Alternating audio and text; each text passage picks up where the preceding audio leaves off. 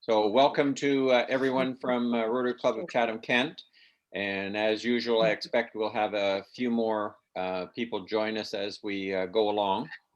But just want to extend a quick welcome to Steve Pratt and Rose Linesman and Judy DeCoy. And they'll get a better introduction from Karen in just a little bit. So we'll move over first to our happy thoughts. And my happy thought was last Thursday, I was able to actually personally meet Ashley. So I went over to the Children's Treatment Center. She made me wait because she was still working. And but then she came out and we had a few minutes to chat. And I was able to present her with her honorary Rotary member pin. So Ashley, you made my happy thought. Thank you. Any other happy thoughts? Nobody? Oh, Barry. Okay, yes. Yes, this is pretty happy for our club. As you will recall, last October 15th, the municipality installed a counter along the Rotary Eco Trail. And then sometime back in April, the counter was damaged and pitched into the creek, unfortunately. But from that time, when it was pitched over, there was the counter had got up to close to 35,000 walkers through there from October through to April or so. So then they reinstalled the counter on June 2nd. And in 2 weeks' time, in other words, the last 2 weeks, the counter as of this morning had 5,418 on the counter. In other words, it's roughly $400, roughly 400 walkers per day going over the Rotary Eco Trail, which I think is phenomenal. Just a quick note on that. When Barry stands in front of the counter, he goes like this. Oh, maybe there's only 395, Barry. That's -4. You got cut. And any other happy thoughts before we move along here? Okay, well, I just want to say hello to Darlene Smith. Darlene and I had a quick meeting last week to see if we could pass on some information about Rotary Youth Exchange. And then I reached out to our last student that had been out to Germany for a year. And so it was a pleasure for me to reconnect with Kennedy Berm, who it's been 2 years since she had been in Germany. So that was great for me. Moving along, our birthdays and anniversaries this month. So closest to this time, Ed Robbins has a birthday coming up on June 18th. Happy birthday, Ed. And we've also got Sparky, Rick Bednarik, Tom McCarthy, Tracy, Karen McDonald had one, and Paul Watson for birthdays. And then club anniversaries in June, Tom McCarthy is 27 years. Allison Story and Paul Watson are 12 years. And then Bruce Ross and Katrina Sharuda, Mike Genge, and Sherry Copo are 2 years. So congratulations to all of those. And at this time, I'm going to ask Karen if she could introduce our guests and guest speaker. Happy to do that. And all three of these individuals have very impressive resumes, but the one that I'm going to start with is Rose. I have a little longer resume for her. She has been involved with the Community Land Trust since its inception in April of 2019 when I met her in the mayor's office. Her Rad Studio and Eco Store on King Street began in September 2018. She is an architectural design studio specializing in small and eco-friendly homes. Rose has both an undergraduate and master's degree in architecture from the University of Waterloo, and she graduated with commendations. She's worked in the architectural field for firms in Chatham, Toronto, Vancouver, and Shanghai, China, working on interior design, 3D rendering, urban design, green building design, high-end residential architecture, as well as institutional and commercial architectural design and construction.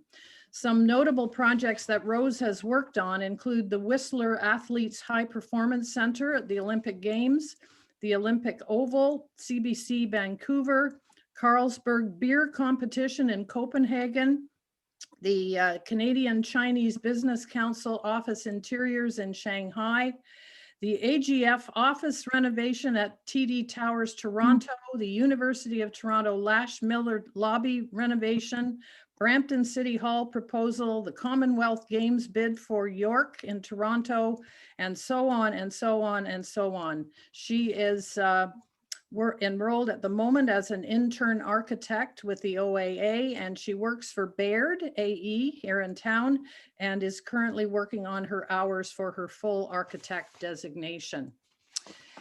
Joining us also today is Judy DeCoo.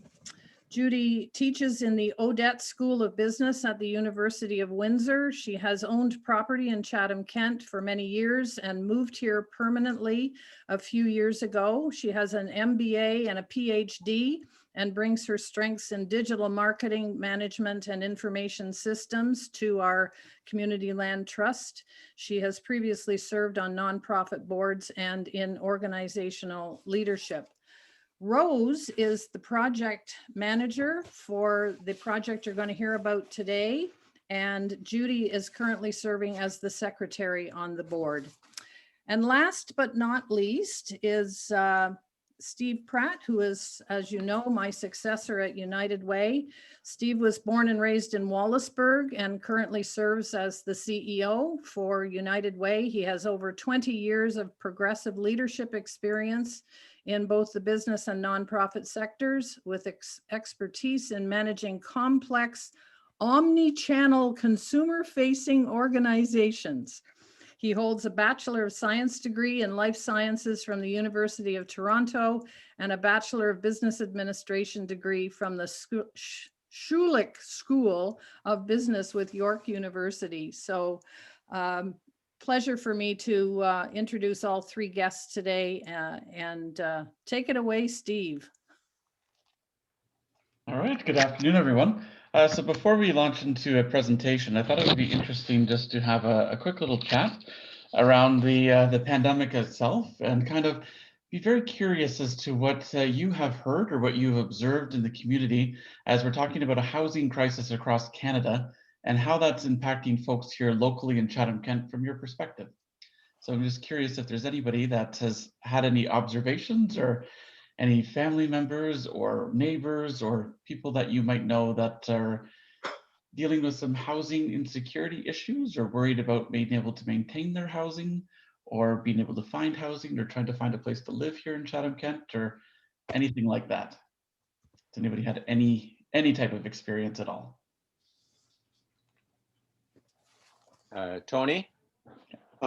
We had tenants in a property that we owned, and they had to move when we sold the property because the buyer was moving into the lower unit themselves.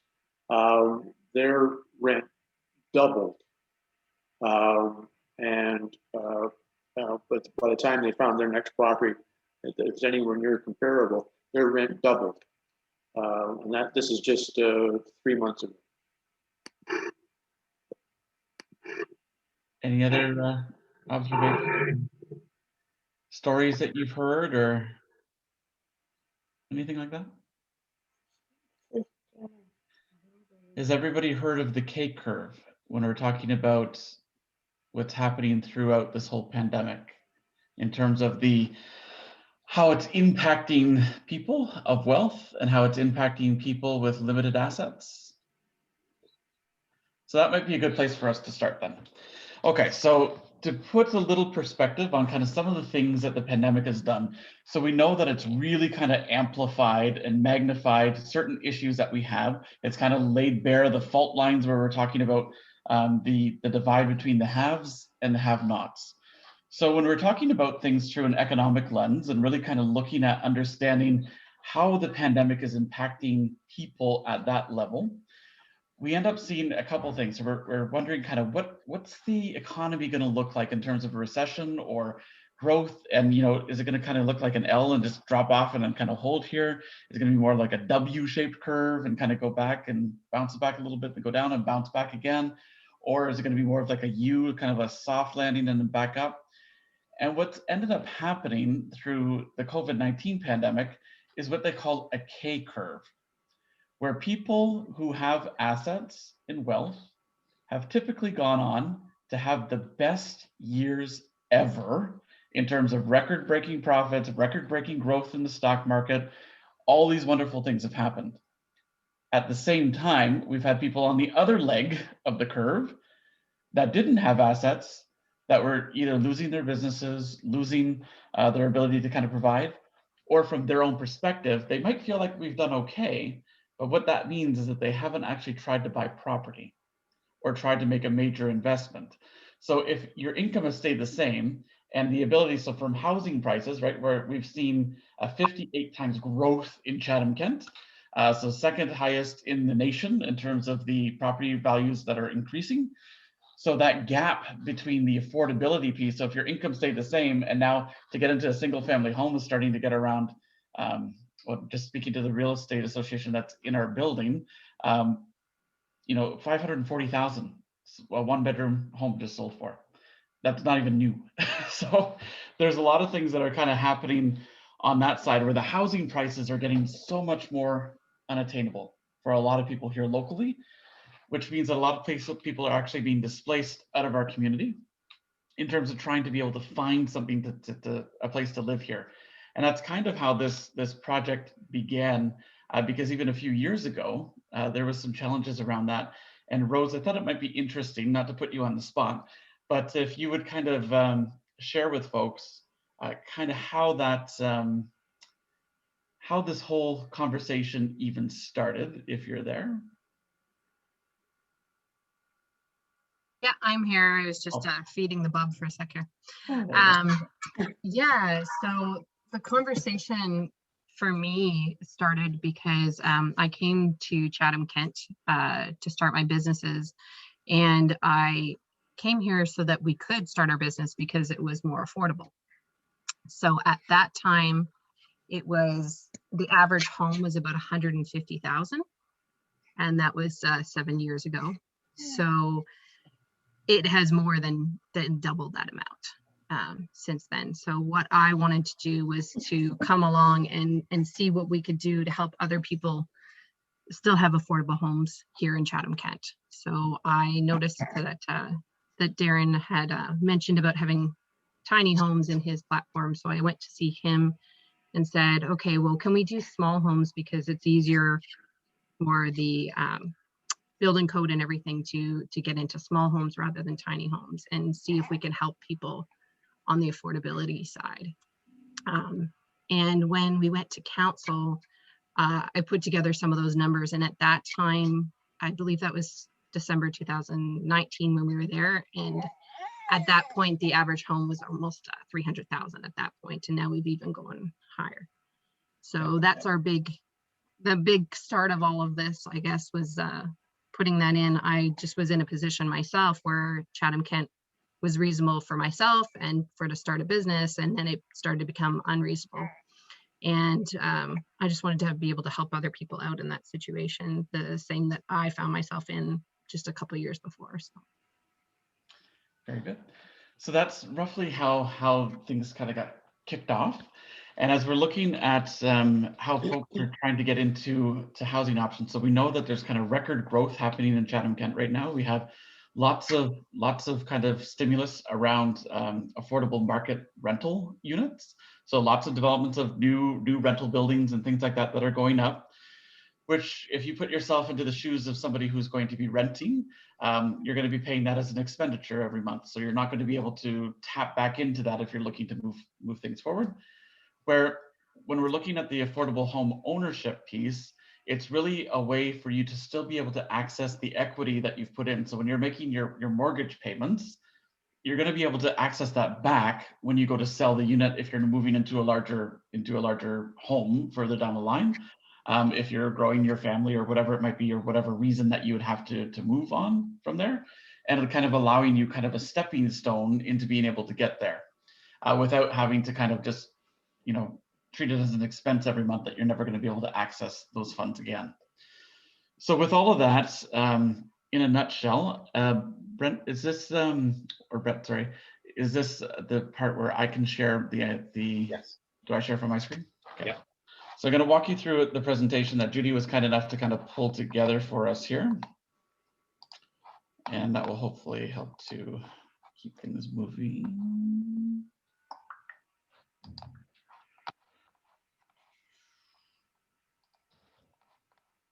Yeah, it's coming.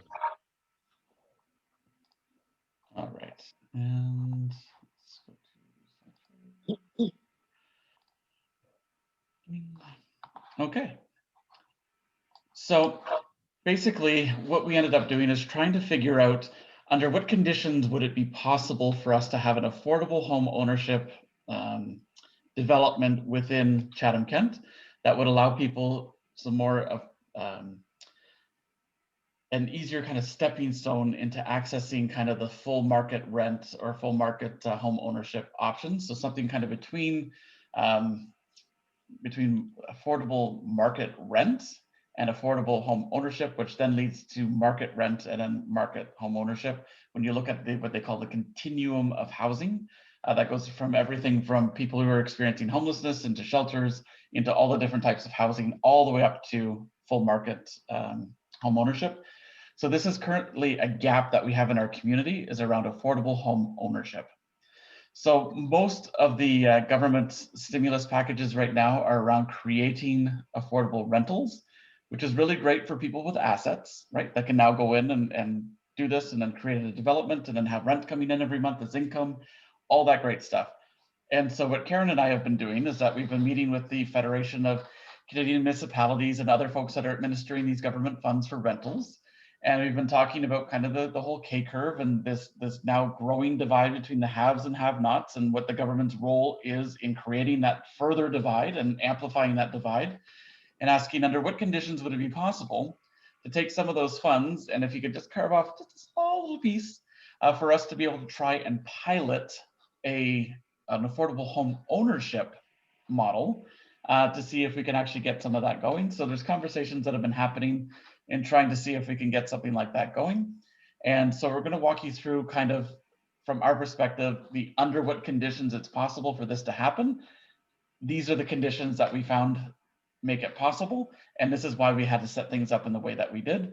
And I'll cover off why a land trust model, and then why we got into the Brickworks development description, and then some of the other components. So we have to do a fundraising component in order to be able to make this work as well. So there's lots of kind of moving pieces and lots of conditions that have to be met to be able to make this happen. So hopefully this will kind of walk us through what all of those conditions are. So in terms of a land trust, this has typically been done to preserve almost as an environmental protection piece. So that's typically what they've been developing land trusts for in Canada. Land trusts have been used for many other purposes in other countries around the world. And so we were looking at, particularly in the UK, how they use land trust models to be able to help with affordable home ownership options. So we kind of went through and we're looking at kind of all the different options that are there. I'm not going to read what's on the screen because I'm sure you can handle that yourself. But in a nutshell, what we're really looking at is the ability for the land trust to, in our case, own the land. And then the tenants are going to be able to come in. So we're using what's called a life lease model, which we'll get into in a second here. And what they're going to be able to do is have the right to occupy. And so the right to occupy and a life lease model in Canada has typically only been used in seniors developments. Reason being is that seniors usually have a home, large asset that they're able to sell, then they're able to kind of move into a unit like this and just pay the full price and basically live out the rest of life at that property. So we're using it for a bit of a different approach here. And the land trust is kind of what's giving us the ability to be able to do that. And through all of this, it turns out that this is the first time this model has ever been done in Canada. We did not set out with the intention of being the pioneers of this work in Canada, but that turns out to be what it is. So with all of that, that's roughly what the purpose of a land trust is just giving us the ability to kind of go through and look at making the conditions right for us to be able to offer this without charging full market price. We'll be able to do, I'll get into that in a little bit, but how we're able to actually make it affordable through doing that. So the mission and vision of kind of the Opportunities Village group is that we're looking at providing pathways to affordable home ownership for the residents of Southwestern Ontario. And we want to make sure that our vision is to innovatively address the affordable housing crisis in our area. And then in the long term, to make sure that we're able to keep housing affordable basically in perpetuity. So that in itself has been a huge challenge. Just knowing that as a nonprofit, you can only kind of regulate pricing for 21 years. As a charity, you can only do it for 40 years. So the lawyers that we've been working with have had their work cut out for them in terms of figuring out a way of actually making sure that we can do this in perpetuity, and really trying to find very creative ways of how we can actually help get people into the homes and make sure that it does remain affordable for the long term. So it's been a bit of a fun project on that side. Volunteer commitment. So like most nonprofits, volunteers are definitely the lifeblood of our organization. So really kind of looking at everything from trying to keep the property cleaned up. So I know that we've had some folks, we had a very generous social entrepreneurs that helped to step forward and basically secure the property for us. So that really helped, where we wanted to kind of make sure that we had the ability to have a place to be able to land, which is one of the big critical pieces in moving forward on a lot of these conversations. So had that step not happened, we probably would have been dead in the water a year and a half ago. So this is really a fantastic opportunity that we've had some local folks in our community that have believed in the project, that believe in creating an affordable home ownership opportunity, and have really invested a significant amount of money in making sure that we're going to be able to make this happen here locally in Chatham-Kent. And of course, all of the volunteers coming in from all of the meetings, the construction meetings, all this stuff. This is obviously a world that most of us don't move in terms of home development, learning a lot as we're kind of going through all of this. But there's something for everyone to be able to do. So even if you want to roll up your sleeves for a weekend and come help us keep the yard kind of maintained in the interim, so it doesn't become overrun with rodents and all those other things that can happen, or become a dumping ground, we definitely appreciate any support that anybody would be willing to bring forward from a volunteer front. So in terms of how we differ from other developments that are happening, so we have the life lease model, which I was mentioning. So some of you might be familiar with that. And so we own the building, the lands, and the common unit.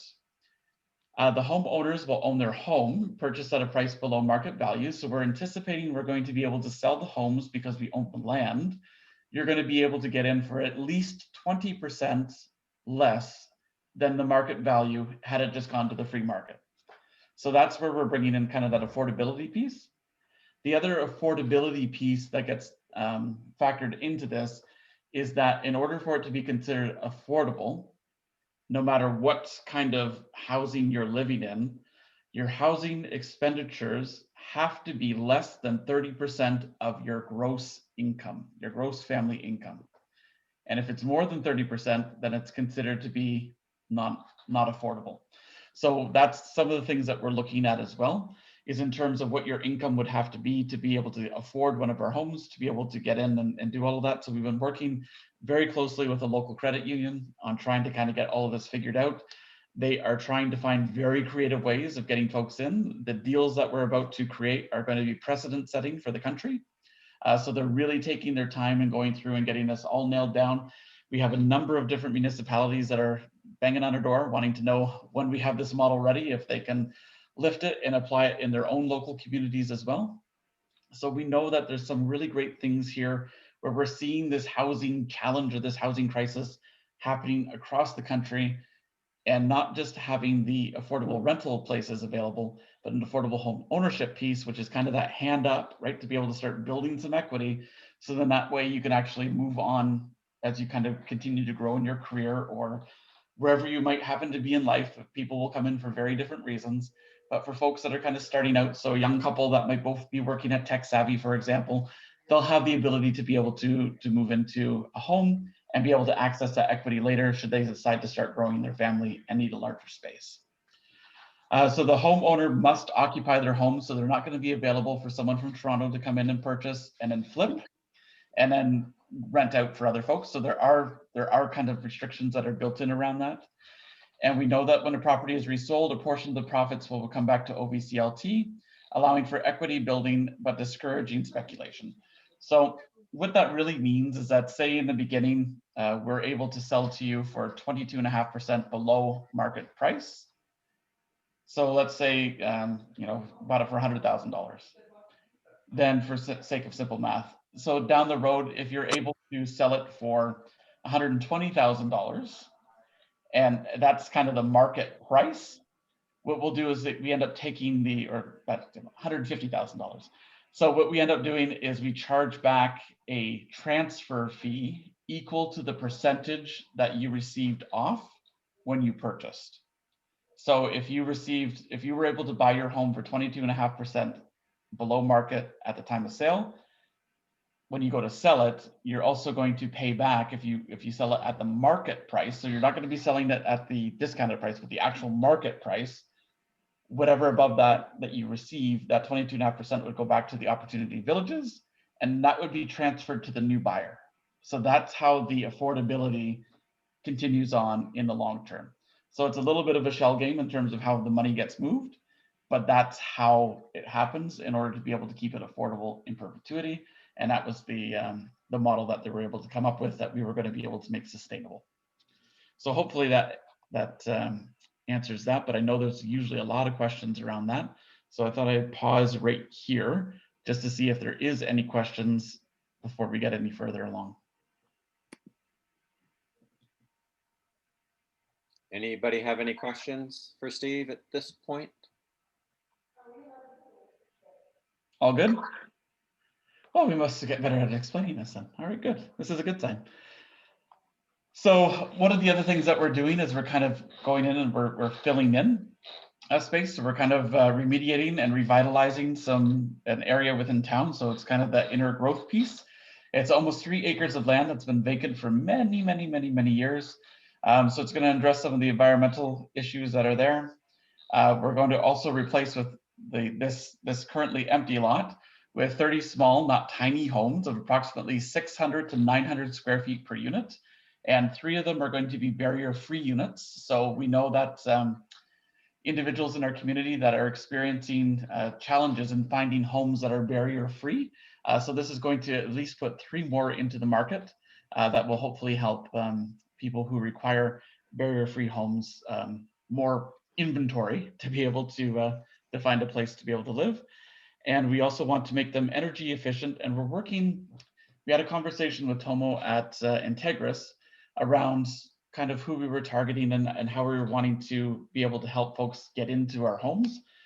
And he said, well, it's very interesting because we're targeting folks of a low to modest income to be able to get into the homes. And from here, that's also the same group that often have times, we refer to them as the Alice group. So people who are asset limited, income constrained, but employed. So they're working hard, but struggling to survive to make ends meet. In Chatham, Kent, that's roughly 42% of our population that is currently living with not enough to be able to make ends meet, but they're earning more than would allow them to qualify for any of the government supports or subsidy programs. So with this, we know that this is often a group that struggles to pay their utility bills as well. So they're wanting to help us get creative and how can we create a net zero project as a neighborhood, so the homes themselves are too small to be net zero on their own, that just means that the energy that you use through a year, you're also generating enough. So at the end of the year, it kind of nets out to zero. So you've generated all the power that you need to be able to support living within your home. So from there, really kind of finding a way that how can we actually take the equipment and bake that into part of the mortgage that would allow them to be able to have equal payments over 20 years versus kind of random payments throughout the year, trying to cover off utility bills. So hopefully in the long term, it'll make it a much more affordable piece for a lot of folks to be able to kind of move in, know that your utility bills are taken care of in your mortgage payment, all that kind of good stuff is kind of all already kind of done. So from a budgeting perspective, it makes things a lot more,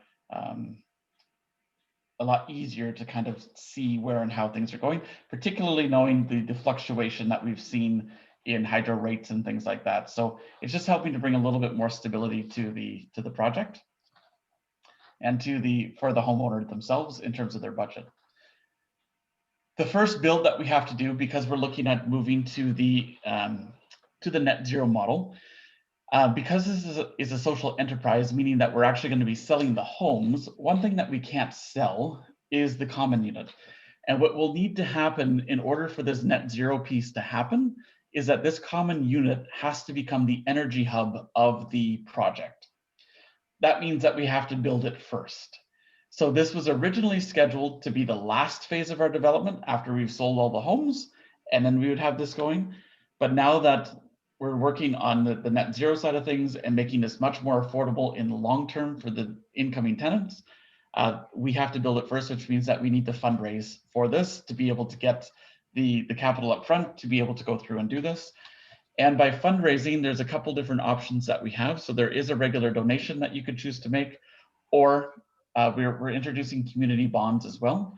So community bonds will basically allow you to lend the money to the OVCLT for a period of up to 5 years, of which you would receive your interest payments on your loan once a year for 5 years, and then have the loan repaid after 5 years. So that's basically how that works in a nutshell. We'll have much more information on it as we go ahead and kind of get everything kind of pulled together. So we're just exploring the community bond part at this moment in time. But the bonds basically start at $1,000 and can go up to whatever. And then from there, this is an opportunity, as opposed to taking your funds and investing them in the stock market or in a GIC or things like that. You can actually invest it in a local community development. So at the end of it, you're still going to make money off of your investment, but you're also going to help to have created some social good in our community as well. So it's trying to find ways to help keep local wealth invested locally in social development projects. So it's a bit of a new tool to Chatham-Kent. I know we haven't done many projects like this before. So this is something that is just catching on in Canada as a new way of being able to invest in these types of projects. So we're excited to be able to talk about that. And then looking at this piece here, because the homes are small, this is also giving you opportunity that if you're wanting to host a birthday party, or you're wanting to host Thanksgiving dinner, or you're wanting to do something like that, you would be able to use the larger space that would have a nice outdoor patio, lots of kind of things to make the entertaining side of things possible. So that way you can still get the experiences you would in a larger home, but through using a shared space throughout that's shared amongst all of the tenants. One of the other pieces that we're going to be able to do with this is that we're looking at this becoming like a neighborhood, like larger neighborhood outside of just the village itself, but really making sure that if there's any type of community programming that can happen, knowing that this is kind of located at the corner of Grand and Taylor, we know that area, in terms of what we call material depravity. So when we're looking at different ways of kind of measuring poverty, if you will, poverty is not only money, right? So it's looking at the number of households of lone parent families, education completion rates, income, disease rates in terms of lung disease, heart disease, all things like that. And so we know that people are kind of negatively impacted when they have higher levels of material depravity. And we know that this is a neighborhood that we can be working with to ensure that we're bringing services closer to where they are, knowing that a lot of folks struggle with transportation, being able to connect to services. So if there's opportunities to kind of get things a little bit closer to home, then this is one of those things that we can try to open up to the larger community to be able to make sure that this building is going to be incredibly well utilized. So it's not going to sit there empty half of the time, which is what can happen when you have these common units through condominium buildings or things like that. It's not really necessarily well utilized. So this is a way for us just to make sure that we're getting the most utilization out of it as we possibly can. In terms of the homes themselves, basically we have 1 and 2 bedroom homes. 3 are going to be barrier free. We have a single home, duplex, or triplex.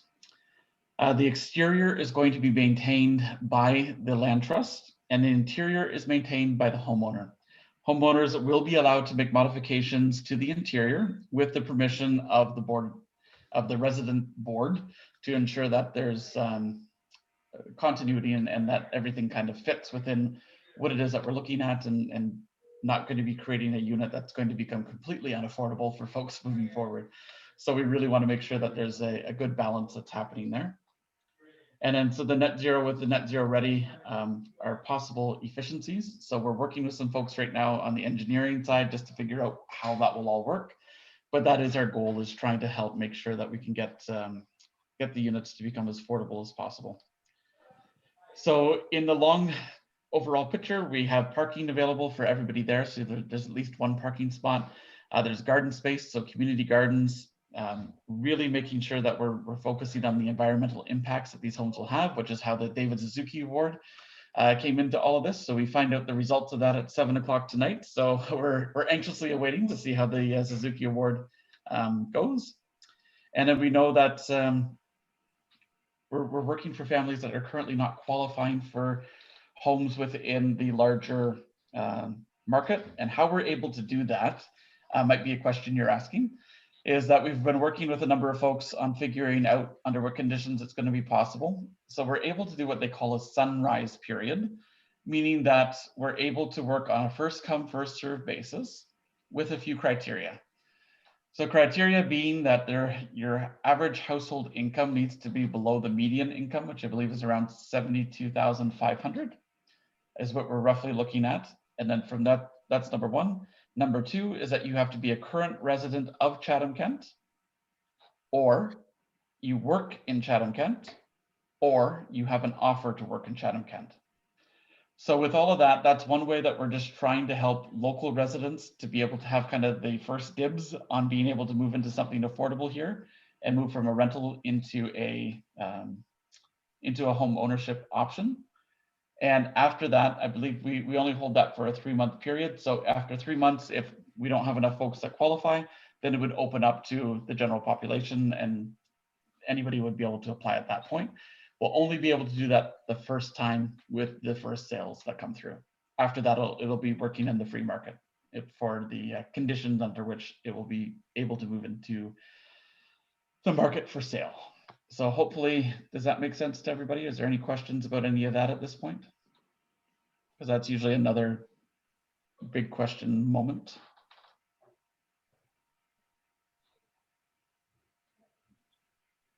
No? Wow, very good. All right, and then so from all, question? Oh, okay. So some conceptual drawings, and Rose, if you want to jump in here, since this is your kind of thing, if anybody has any questions around that, but if you want to walk them through the drawings, Rose, that would be kind of cool. Sure. Lily's fussing a little bit here, so just bear with me. This here we have about 8 different options across the site. We will have some duplexes and triplexes and then single family home. The homes are also 1 or 2 bedroom.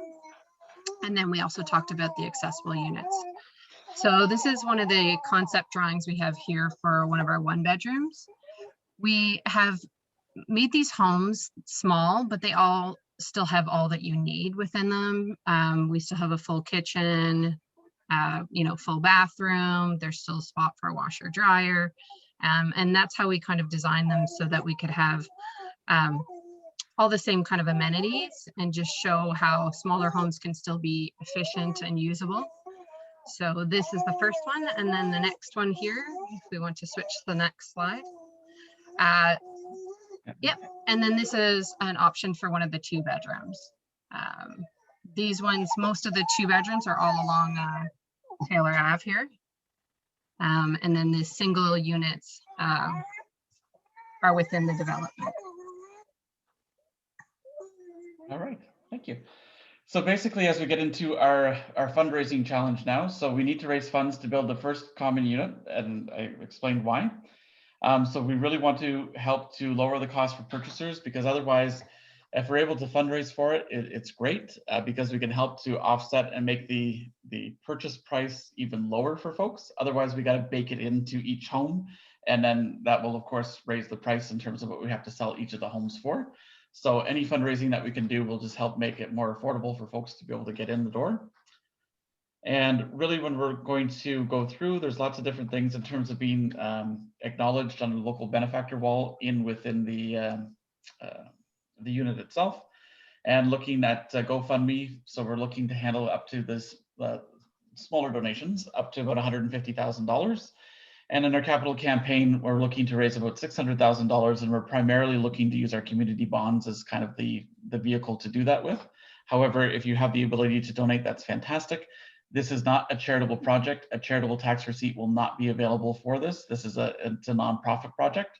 So that's why we feel folks might be more inclined to go with a community bond, where you're making an investment in community versus a donation that you'll actually be able to receive back and then put in towards another project down the road. But then also knowing that you're helping to create social good. So if you're able to lend some cash towards the project, that would be fantastic in order to help us get this off the ground and make this become a reality in Chatham-Kent. That'd be fantastic. And also, Karen's going to provide the fundraising document to you. So there's a 6-page piece that kind of outlines everything that's going on and covers off the who, what, when, where, why, how much, and so what, and now what, and all those kind of good questions that happen as people are going through taking a look at these things. Basically, we have different levels of contributions from our groundbreakers all the way up to our trailblazers. And at that point, we're now just going to open it up to any questions that folks might have about the project. So that's hopefully covering things in a nutshell, but it's been a lot of work and just trying to get up to this point, and lots of learning and lots of interesting conversations that we've been able to have with the folks that have been wanting to step forward and help in very unique and inspirational kind of ways. So anyhow, I'll stop talking. Well, I just want to say thank you, Steve. So I'll give you a quick thanks before we move into questions. It is very interesting to see Chatham-Kent on the forefront and having to do all of that extra planning to put these things in place. And then hopefully other communities might have the opportunity to follow what, your team has done such a great job trying to put together. It's quite amazing, really. I'll open up for any questions. If you've got a question, if you'd raise your hand for me. Oh, this is way too easy. So Steve, just a quick question. As far as 30 units, sort of 30 families looking to come into the units that you're proposing? So with that, it's really going to depend on who applies. So we can't control that side of things. So we looked at trying to kind of curate the neighborhood a little bit. It's like, can we hold so many for people who are needing a barrier-free unit, for example? Can we make that kind of a bona fide sale, where it's just like the sale needs to go to somebody who requires a barrier-free unit? We were advised that legally we can't do that. It will get us into some challenging waters when it comes to the Canadian kind of all of our kind of freedoms and things like that, and the rights that we have around doing that. So one of the challenges that we have is that it has to become on a first come, first served basis. And the only criteria that we can look at is that the household income, whether it's single or joint income, is under roughly the median, so 72,500 or whatever the new census data is going to put that at. And then also the other conditions that I had mentioned earlier about either currently residing in Chatham-Kent, working in Chatham-Kent, or having an offer to work in Chatham-Kent. That's the only kind of way that we would have of doing that. So this could very well end up being a development that's it's all seniors, right? It could be all new families. It could be, we really have no way of being able to control that or to be able to predict that. Just we're going to try to give folks in Chatham-Kent that hand up, knowing the situation that we're in now, being second highest in the country in that K curve. We're feeling it much more than other communities across the country. So this is an opportunity for us to try to at least, provide that hand up for local residents with the first round of sales. And what do you feel would be sort of the date for your first shovel in the ground? So when we talk about those learning experiences, so we've been going through all of this fun with the environmental piece in terms of getting what they call a record of site condition, and learning about how the government works around all of this stuff. And yeah, so it's been quite the education. So we're hoping it could be as early as this fall, most likely next spring. So, but we're hoping for the fall. So that part's good, but the whole process, it just takes a long time to kind of get through. We're actually having a meeting with the neighbors on the 24th of this month. This is a meeting prior to going to council in July for the zoning amendment that needs to happen on the property, just to see whether there are any, major objections that we'd like to know about before it goes to council. So, and as Steve said, with the exception of with the exception of Rose and Ron, who is working on the construction side, the majority of us have little or no experience in this area. So it's been just an incredible learning curve to learn how this all works. And we've been blessed to have some people step forward to give us a hand with that. Great. And how long has this been sort of started? How long has the project been? The planning stage started? When I was still at United Way, and our organization administered the Prosperity Roundtable, the topic came up under the discussion around tiny homes. But this particular project actually got underway with a conversation with Rose in the mayor's office the day she went in to talk to him about tiny homes. Mhm.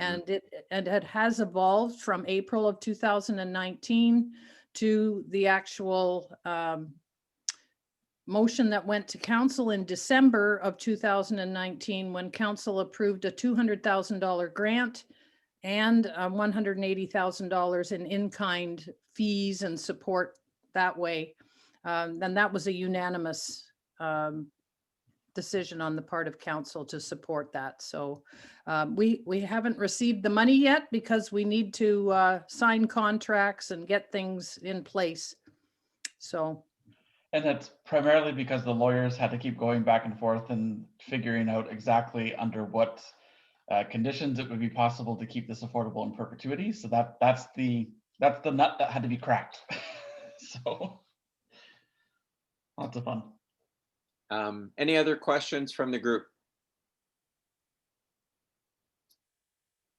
Tina? Yeah, I don't have a question, but I just want to say, wow, I think you guys have done an amazing job. I think this is so needed in our community. I think you're going to be overwhelmed by the people that knock on your door for it. Love the community bond idea. I think that's brilliant. I'm just super. I do have one question, and that's around maintaining the common area. So how does that get paid for?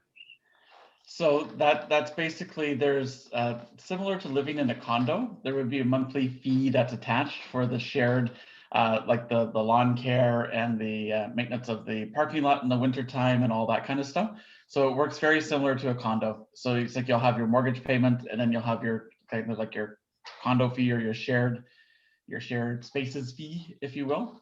And we're trying to keep that as low as we possibly can, but a portion of that each month goes into kind of the reserves. So when we have to replace a roof or things like that. So there's a name of the fund and I can't think of it right now. Reserve. No, not that. There's another part for it, but basically a reserve. Yes. The other thing to answer Tina's question, we launched our website, ovclt.ca, in September, late August, early September of last year. And within 72 hours, we had over 300 expressions of interest. And right now we have close to 400 people on our mailing list for our newsletter that we're going to start to send out on at least a bi-monthly basis to keep people up to date on what we're doing.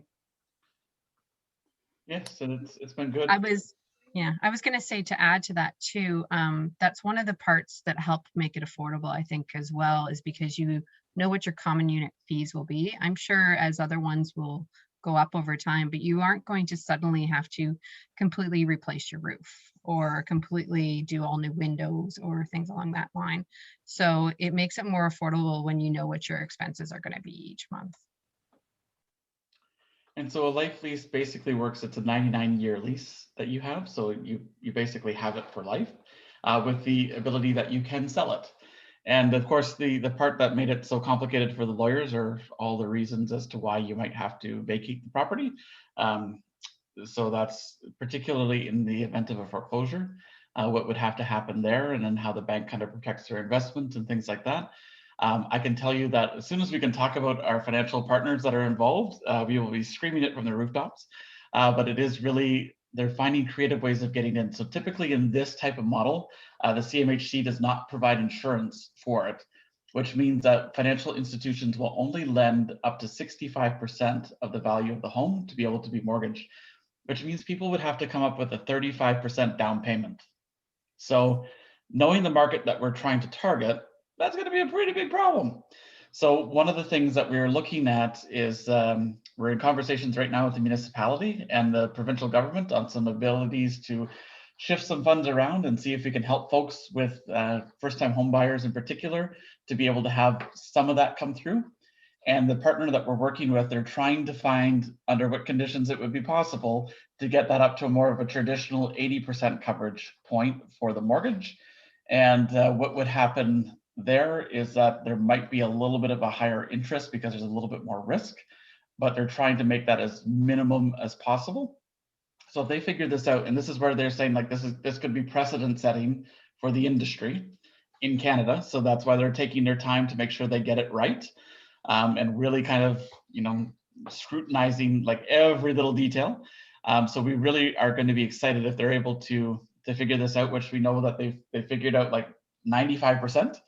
So they're just kind of doing the last little bit here, particularly around the event of a foreclosure and just how that would work. And as soon as we get all that nailed down, and then we can have our coming out party, I guess, if you will, in terms of trying to talk about all these awesome partnerships that have come to the table and just the people in our community stepping forward to help make this happen. It's been phenomenal. It's been really, really cool to be a part of this. So.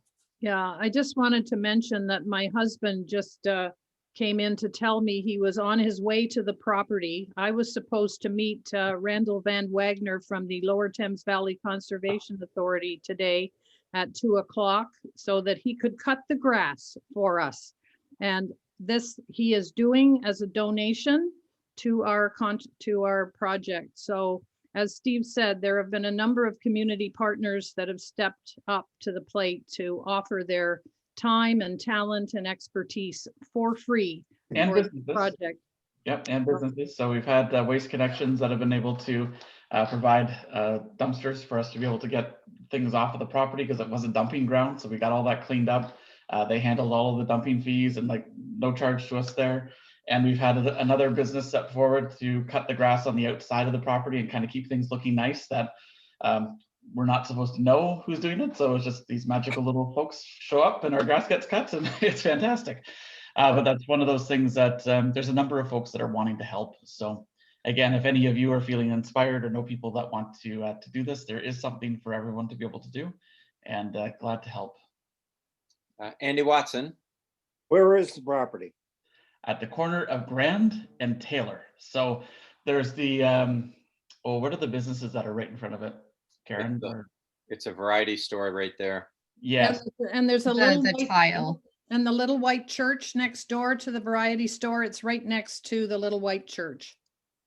It's actually, if you know where the Alzheimer's office is on Memory Lane, it's between Memory Lane, Selkirk, and then Taylor Avenue. It's a 2.6 acre piece of property.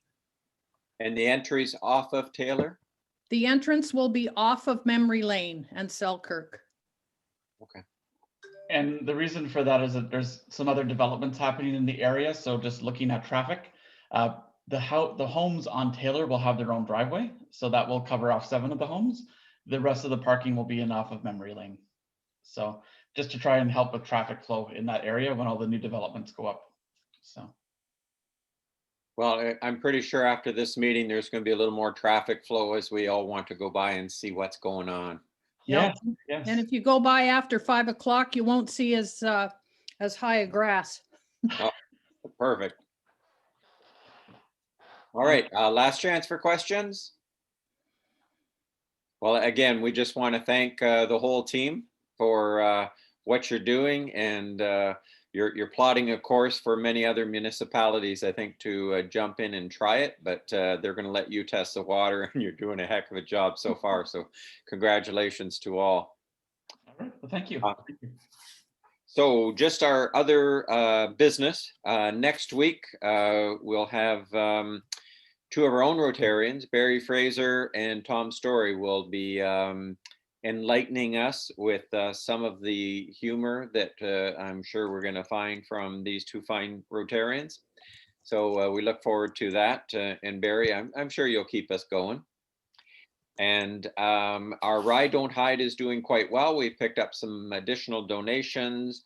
We are in the neighborhood of about almost $2,500. So keep pushing. We're very close to that number, and I'm sure we're going to get above that as well. So last I saw, the CMHA was showing, I think, over 28,000 in their contributions that they were looking for, and they'd set the goal at 25. So we've surpassed that. And as I mentioned earlier, on the top page of the leaderboard is the name Jennifer Hill, and Jennifer is also the top Rotarian within all of Chatham-Kent. So congratulations, Jennifer. Not that it's a competition, but we do like a little bit of a push there. I think it definitely helps us. And oh, Jennifer, did you want to say something too?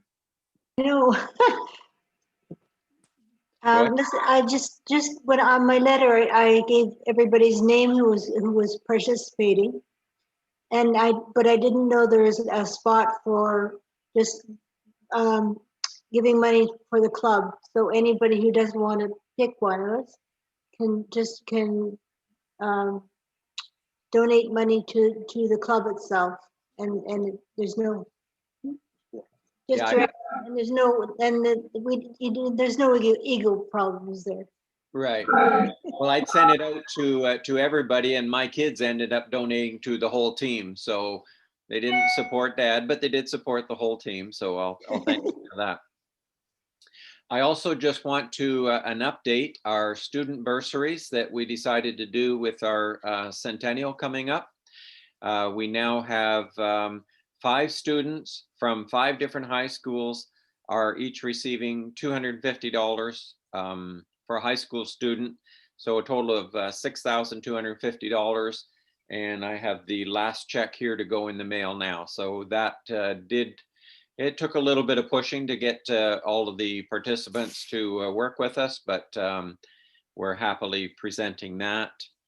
The other thing, Barry Fraser and I have been over at the Rotary Park on Thames Street, and come the fall, we're hoping we'll be doing a renovation on some of the beds in that area. So we'll be looking for some help at that time with new mulch, resculpting the gardens a little bit, putting in some pollinator plants and things along that line. So we'll be reaching out on that a little bit later.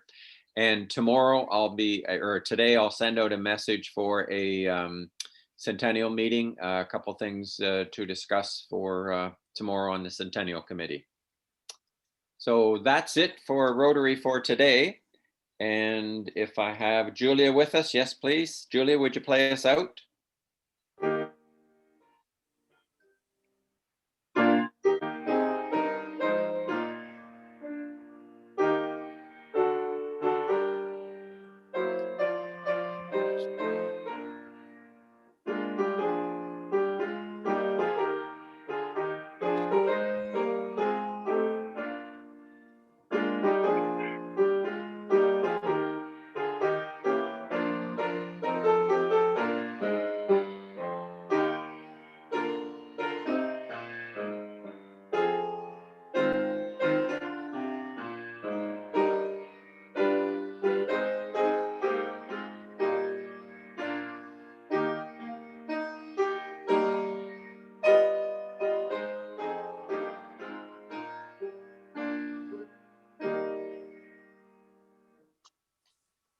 So between Andy's backyard and where Tina is sitting, it's making me want to get outside here shortly. So best of luck, everybody. Have a good day.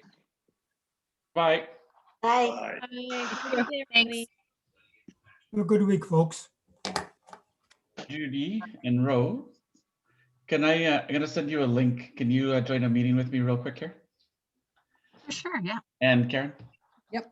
So watch your email. Okay, thanks. Okay. Bye. Bye. Bye, Ashley.